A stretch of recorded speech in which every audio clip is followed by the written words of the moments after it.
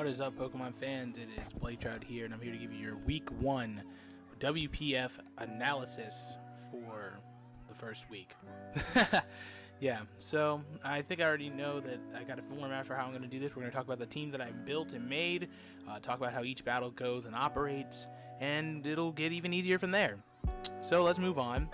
I may pick my team of 6. We went up against a good old adversary, Tzard06, who has a very scary Sun team, and I was really kind of afraid of a lot of things that he had, mostly just that he can kind of set things up pretty scarily and wipe us out.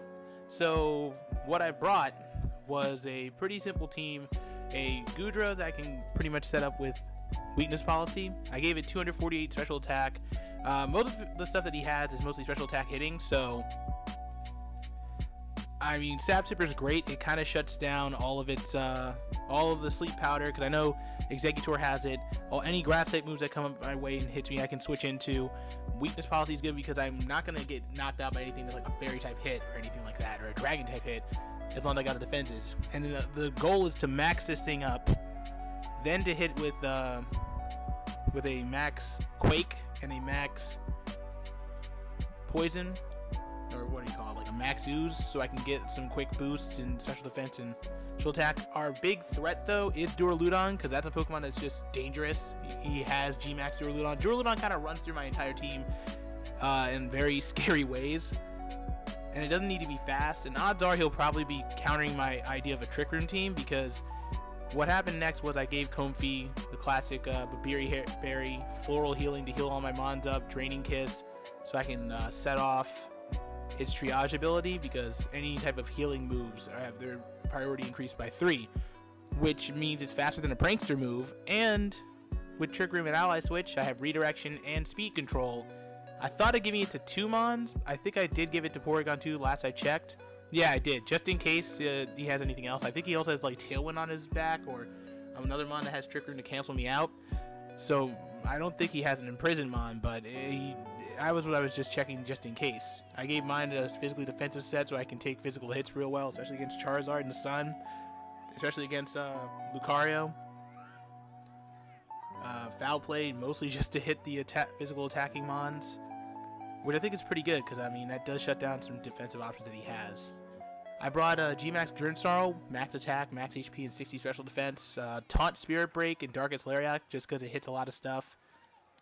Taunt's nice because that shuts down any form of setup involving the Sun, or anything involving shutting me down with Sleep Powder, anything that would be statused and be annoying.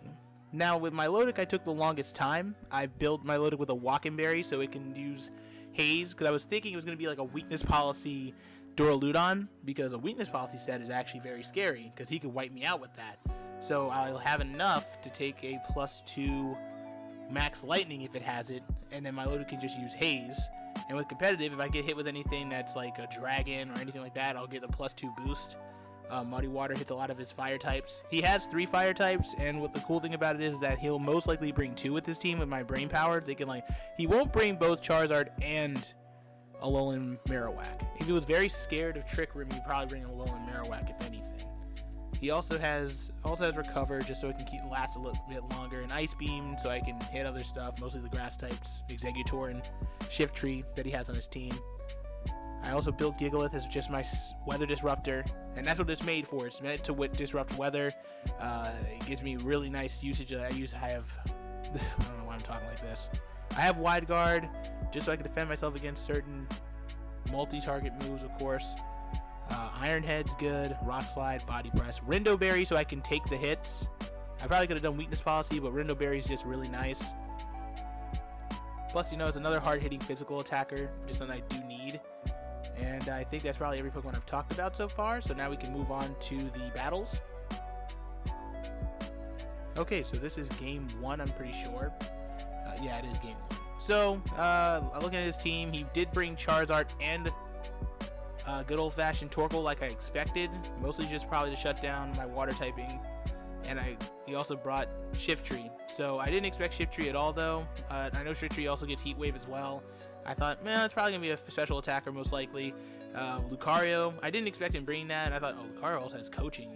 But, you know, I didn't think of what it could do. I was really more scared of the Duraludon than anything because we prepped for that the hardest. He also brought Togetic for redirection, and I'm prepared for Togetic. I'm not scared of that thing. That's why I put Ice Beam on Porygon 2. And I also have Ally Switch on both Mons as well. So with the 4 that I picked, I went with Goodra, Comfey, Milotic, and Gigalith. So let's just get this started. So he went out Shiftry and Torkoal, so he got the Sun, so he has Chlorophyll out. I went Milotic and Gigalith, so I can do the setup. But I tried to make myself slower, and that failed. So I switched into Comfey to just get started for something. He hit me with a Leaf Storm, but I thought I could live that, but he critted me, so there's nothing I could do there. Torkoal, I think odds are, went for Yawn, and I was like, oh, that's not good. So my plan there was just to go and, especially right here, I'm like, I don't want to get hit with Yawn. So my brain was like, let me go G-Max into Goodra. Then set up good old-fashioned Draining Kiss, pop off Weakness Policy, because I know there's no way Shiftry can hurt me in any way, especially with the special attack at half, and go for a Max Quake so I can also get a special defense boost, because I think that makes just more sense. It will most likely knock that thing out at +2. But he goes into Lucario, and then he did something I did not expect. He set up Beat Up when he switched in, and I'm like, oh my god, I did not prep for this. And it was kind of scary, but once I went for the Max Quake, I'm like, ooh, now we got the game entirely in our advantage now. It would have been a very hairy situation to deal with a Lucario at that stage, which is totally fine. We get the special defense boost. Comfey sadly falls asleep, so I switch out into my Milotic at some point. When he goes into Duraludon, I'm going to go for another Max Quake. So we're entirely safe from Duraludon. It's not a threat, even if it does G-Max. At this point, I was expecting a G-Max like Assault Vest or Weakness Policy, but it was Life Orb, surprisingly. And I'm like, oh, he goes for Protect. We go for a Max Up for Rook. We, of course, lived that, which is cool. I hit the Ice Beam. We do a lot of damage there. Going for the Max Worm Wind to lower it, but it still did about 67% unboosted, or, you know, +2, even with the Protect up. So we kind of got this game on lock. I don't know why he went with the Shifty boost. He could have went Duraludon to have a better chance of surviving, but I guess it just didn't matter at that point. Got rid of my Milotic. I'm like, well, that's not good. And he Flash Cannons me. We survived that. Go for the Dragon Pulse. Goodbye Duraludon. And we've even got this game on lock. And here's a surprising thing here. Goodra gets all 4 kills in this game, which is crazy. Goes for the Max Darkness. I'm going to most likely live that. I think he was probably special, or no, physical with the beat up. And we just survived that and get the W right there.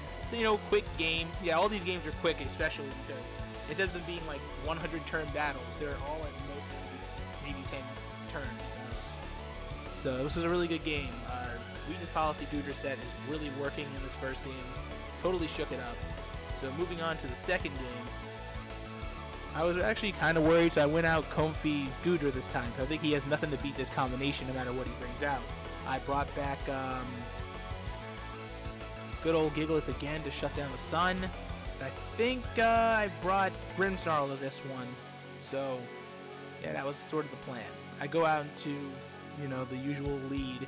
Nothing really beats this lead here, and it's a good way to react. Then I can just hit him with something instead, which is what I was planning on doing out of the gates. I went for Ally Switch, and you hit me with the Max Heal Spike, and most likely with that. Went for Beat Up at that point, and I'm just like, oh, whoops. That is something I did not expect again. So I think he could have gotten me there, but I'm just glad Ally Switch worked when it did the second time around.